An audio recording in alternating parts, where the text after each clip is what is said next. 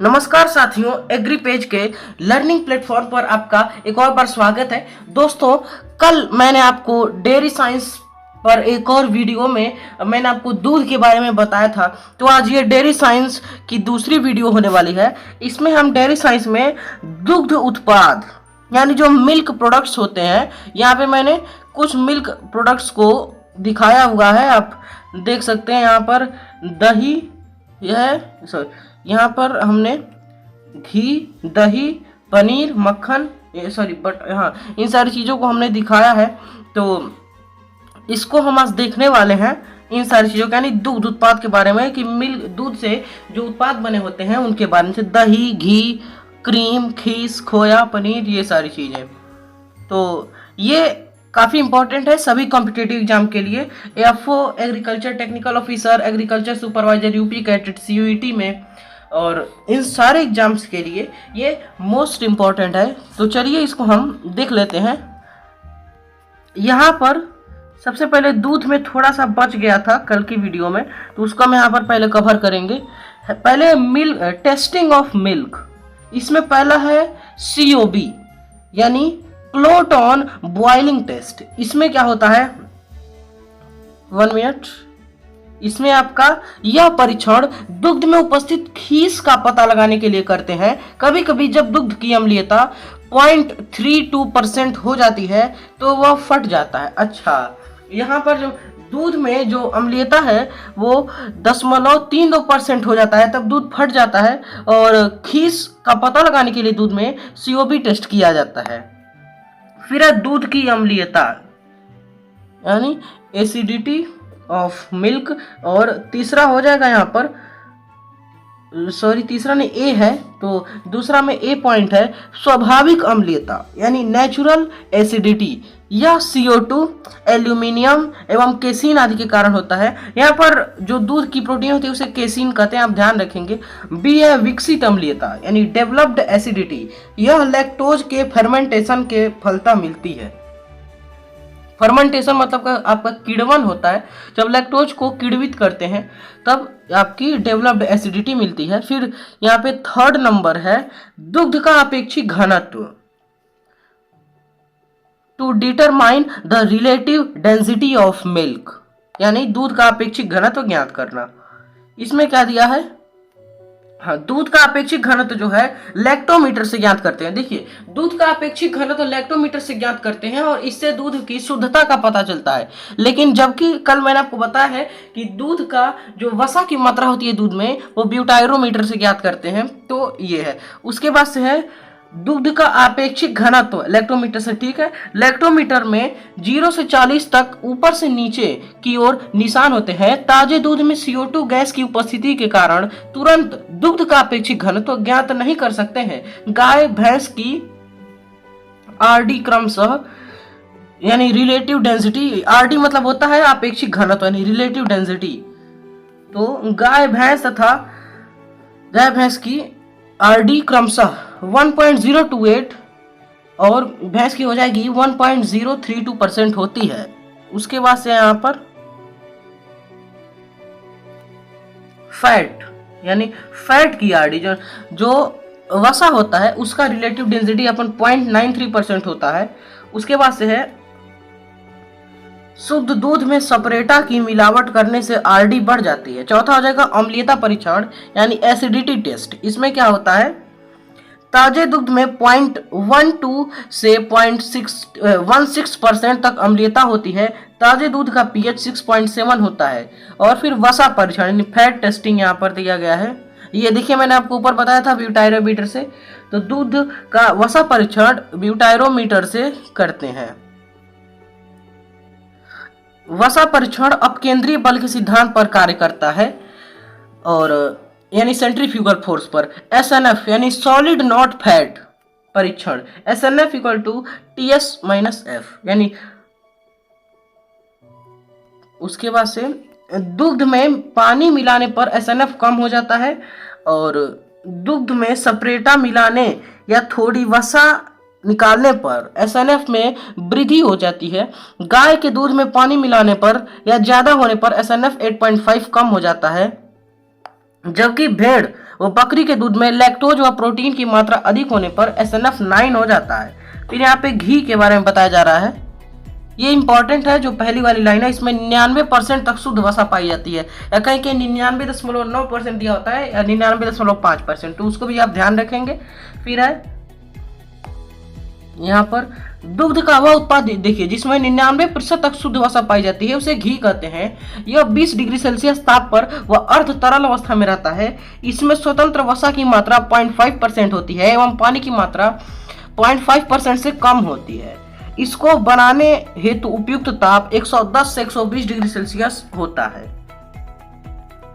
फिर यहाँ पर कुछ नोट पॉइंट्स दिए गए हैं। घी का एक नोट पॉइंट दिया गया है यहाँ पर, नोट नहीं बटर का है, मक्खन का। बटर का संगठन H2O यानी जल इसमें 14% होता है, वसा 82% होती है, प्रोटीन 1%, नमक यहाँ पर 2%। सबसे ज्यादा इसमें वसा होती है 82%, फिर जल आता है 14%, फिर नमक 2%, फिर प्रोटीन 1%। फिर दही के बारे में बताया जा रहा है, जैसा कि मैंने आपको बताया था ऊपर, दही। तो यहां पर क्या दे रहे हैं, दही। यह दुग्ध का फर्मेंटेटेड पदार्थ है। यह दुग्ध को 21 डिग्री सेल्सियस पर उबाल कर ठंडा करके उचित मात्रा में 1 से 3% जामन मिलाकर 8 से 10 घंटे पर यानी छोड़ देने पर बनता है। यानी दूध को 21 डिग्री सेल्सियस पर उबाल लेंगे, फिर उसे उचित ताप पर ठंडा करेंगे, फिर 1% से 3% उसमें जामन मिलाएंगे और 8 से 10 घंटे छोड़ देंगे तो दही मिल जाएगा। दही में जो कैल्शियम यानी Ca होता है वो आपका 0.12% से 0.14% तक होता है, और फास्फोरस यहाँ पर 0.09 से 0.11% तक होता है। उसके बाद से है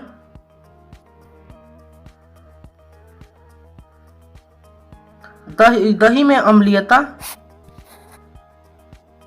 तो दही में जो एसिडिटी होती है, दही में अम्लीयता 0.7 से 1% तक होती है। उसके बाद से क्रीम के बारे में यहाँ पर बताया जा रहा है, वो भी हम देख लेते हैं। तो क्रीम के बारे में यहाँ पर क्या दिया जा रहा है, इसमें वसा की मात्रा यानी क्रीम में वसा की मात्रा 18 से 60% तक पाई जाती है। क्रीम निकालते समय दूध का ताप 32 से 37 डिग्री सेल्सियस रखना चाहिए। टेबल क्रीम में वसा 18 से 25% होती है। व्हिपिंग क्रीम में वसा 25 से 45% होती है। प्लास्टिक क्रीम में वसा 45 से 60% तक होती है। उसके बाद से खीस यहाँ पर दिया जा रहा है। खीस में लैक्टोएल्बुमिन व ग्लोब्यूलिन प्रोटीन की अधिकता के कारण उबालने पर फट जाती है। गाय के खीस में प्रोटीन 16% और भैंस की खीस में 21% प्रोटीन पाई जाती है। यह मृदुरेचक का कार्य करती है, और यानी ये भी पर्गेटिव है, यानी मृदुरेचक का कार्य करती है। इसमें लैक्टोज कम पाया जाता है। फिर है यहाँ पर नवजात बछड़े को उसके शरीर का 1/10 भाग खीस देते हैं। फिर यहाँ पर एक इम्पोर्टेंट मैंने नोट आप लोगों के लिए डाल दिया है। यहाँ पे कुछ बेसिक पॉइंट्स मैं बताऊंगा जो ऐसे ही एग्जाम में पूछ लिए जाते हैं। यहाँ पर पहला दिया हुआ है, भारत का दुग्ध उत्पादन में विश्व में प्रथम स्थान है, ये आप ध्यान रखेंगे। और भैंस के दुग्ध उत्पादन में यहाँ पर हो जाएगा प्रथम स्थान। और विश्व में देखिए दुग्ध उत्पादन में, ओवरऑल दुग्ध उत्पादन में भारत का प्रथम स्थान है विश्व में। भैंस के दुग्ध उत्पादन में भी प्रथम स्थान है, लेकिन देखा जाए तो गाय के दुग्ध उत्पादन में भारत द्वितीय स्थान रखता है। विश्व के दुग्ध उत्पादन में गाय का 85%, भैंस का 13%, बकरी का 2% योगदान है। दुग्ध को उत्पादन क्षेत्रों में उपभोग क्षेत्रों तक परिवहन की योजना को मिल्क ग्रिड कहा जाता है। उसके बाद से है आपका यहाँ पर दूध को, ठीक है, देश में श्वेत क्रांति का प्रारंभ 1970 में तथा समापन 1994 में हुआ, यानी 24 साल तक श्वेत क्रांति चली थी। फिर है यहाँ पर उसके बाद से 5वां पॉइंट दिया जा रहा है, ऑपरेशन फ्लड से अछूते रहे राज्य के विभिन्न भाग एवं पशु व दुग्ध विकास के कार्यक्रम चलाने के लिए राज्य दुग्ध परिषद का गठन किया गया। अगला हो जाएगा दुग्ध एक विषमांगी पदार्थ है जो स्वस्थ स्तनधारी द्वारा उसके अयन में संश्लेषित किया जाता है तथा उसमें ब्याने के 15 दिन पूर्व तथा 10 दिन बाद तक स्राव सम्मिलित नहीं है और दूध को सामान्य अधिक ताप पर लंबे समय तक संग्रह करने व जीवाणुओं के प्रवेश के कारण उसमें रासायनिक परिवर्तन होने लगते हैं तथा दूध उपयोग लायक नहीं रहता, अतः उसे परिरक्षित किया जाता है।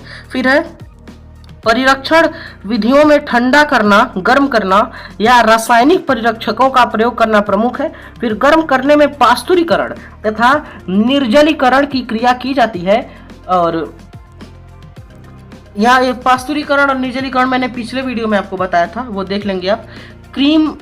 दूध से विभिन्न पदार्थ जैसे क्रीम, मक्खन, पनीर, छेना, खोआ, आइसक्रीम आदि बनाए जाते हैं और दूध से बनाए जाने वाले पदार्थ एक सामान्य उत्पाद हैं जो लगभग प्रतिदिन प्रति घर में बनाया जाता है। फिर यहाँ पर कुछ मेन यहाँ पे टर्मिनोलॉजी दी गई है जो ऐसे ही पूछ ली जाती है। यहाँ पर मिल्क ग्रिड ये ऊपर दिया गया था, उत्पादन क्षेत्र से उपभोग क्षेत्र तक दूध परिवहन की व्यवस्था, इसको मिल्क ग्रिड कहेंगे। फिर है श्वेत क्रांति, यानी जो ये व्हाइट रेवोल्यूशन थी ये पशु व दुग्ध विकास की सरकारी योजना थी और ये डॉक्टर वर्गीज कुरियन इसके फादर हो जाएंगे श्वेत क्रांति के। राज्य दुग्ध संगठन, श्वेत क्रांति से अछूते स्थानों पर पशु व दुग्ध विकास कार्यक्रम चलाने का राज्य स्तर की योजना। फिर है दूध, स्वस्थ स्तनधारी कयन में संश्लेषित व थनों में स्रावित विषवांगी विसरण जिसमें वसा, प्रोटीन, लैक्टोज तथा खनिज निश्चित मात्रा में पाए जाते हैं। इसमें पशु के लगने के 15 दिन पूर्व और 10 दिन बाद के दूध को यानी स्राव को सम्मिलित नहीं किया जाता है। कृत्रिम दूध, दूध जैसा पदार्थ जो अयन में संश्लेषित न हुआ हो तथा दूध के समान अवयव अनुपस्थित हो जैसे खोया, मिल्क, ये सारी चीजें हैं। कृत्रिम दूध यहाँ पर आ जाएगा, इसी को कहा जाता है। फिर है पास्तुरीकरण, इसको पास्चुराइजेशन करते हैं। यह दूध को निरोगीकृत करने के लिए गर्म और ठंडा करने की विधि को पास्तुरीकरण कहते हैं, ये पिछले वीडियो में मैंने आपको बताया था।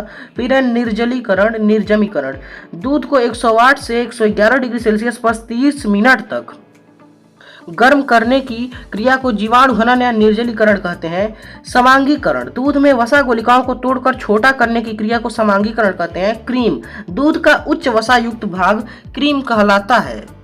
फिर है छेना, दूध को फाड़ कर निकाले के पदार्थ को छेना कहते हैं तथा शेष बचे पानी को वे कहते हैं। तो ये पूरा मैंने आपको बता दिया है। दूध से बने पदार्थों में यही आपका इंपॉर्टेंट है, इससे ज्यादा नहीं पूछेगा और हाई लेवल पर इसे ज़्यादा पूछेगा तो उसके लिए मैं वीडियो लाऊंगा मैं आप लोगों के लिए। तो ये थी पूरी वीडियो। अब अगर आपको हमारी ये वीडियो अच्छी लगे तो लाइक करें, कोई क्वेरी है तो कमेंट में बता सकते हैं आप, और आप हमें कमेंट में टॉपिक भी बता सकते हैं कि किस टॉपिक पर आपको अगली वीडियो चाहिए। और फिर चैनल को सब्सक्राइब करके बेल आइकॉन ऑन कर लीजिए, इससे हमारी आने वाली वीडियोस आपको मिलती रहेंगी। और मिलते हैं अगले वीडियो में। Thanks for watching.